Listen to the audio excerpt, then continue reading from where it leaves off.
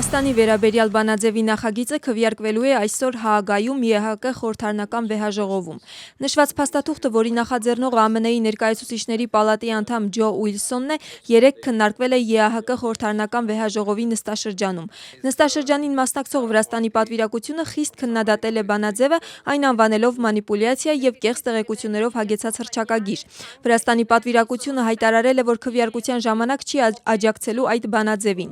Բանաձևում, որը Հաագայի հռչակագրի մաս է կազմում, քննադատվում են 2024 թվականի խորհրդարանական ընտրությունները, քաղաքական գործիչների եւ ցուցարարների ձերբակալությունները, ինչպես նաեւ մի շարք օրենքների ընդունումը։ Փաստաթղթում պահանջվում է չեղարկել որոշակի օրենքներ, ինչպես նաեւ հետաքննել 2024 եւ 2025 թվականների ընտրությունների հետ կապված հնարավոր խախտումների վերաբերյալ տեղեկանքները։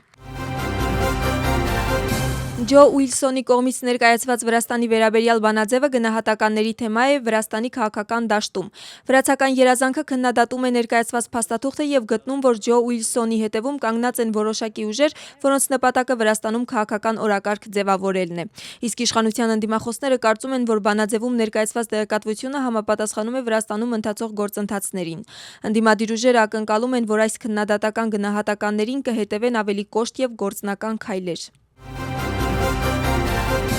Դաշնակիցները Անկարայում։ Այս խորագրով միջոցառումների շրջանակներում Թուրքիայի մայրաքաղաքում Վրաստանի արտաքին գործերի նախարար Մակա Բոճորիշվիլին մասնակցել է Սառը պատերազմից հետո ձևավորված աշխարհակարգից այն կողմ կողմնորոշվել ռազմավարական անորոշության դարաշրջանում թեմայով պանելային քննարկմանը, որտեղ հանդես է եկել ելույթով։ Նախարարը ուշադրություն է հրավիրել Վրաստանի եւ ՆԱՏՕ-ի բազմամյա գործընկերության վրա եւ նշել, որ դաշինքն ու նրա անդամ պետությունները նշանակալի ներդրում են ունեցել Վրաստանի պաշտպանական կարողությունների ամրապնդման գործում, իսկ Վրաստանը ակտիվորեն մասնակցել է ՆԱՏՕ-ի առաքելություններին եւ գործողություններին։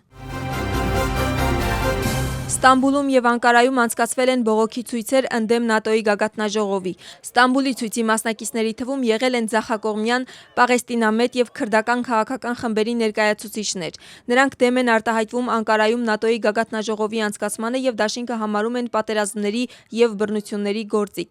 Ցուցարարների մի մասը նաեւ իշխանություններին մեղադրել է գագաթնաժողովից առաջ ակտիվիստների նկատմամբ ճնշումներ գործադրելու մեջ։ Չնայած դրան, Ստամբուլում բողոքի ցույցն ավարտվել է խաղաղ եւ ձերբակալություններ չեն եղել, սակայն Անկարայում, որտեղ ՆԱՏՕ-ի գագաթնաժողովի ժամանակ բողոքի ցույցերն արգելված էին, ոստիկանությունը ցրել է ցուցարարներին եւ ձերբակալել մոտ 20 մարդու։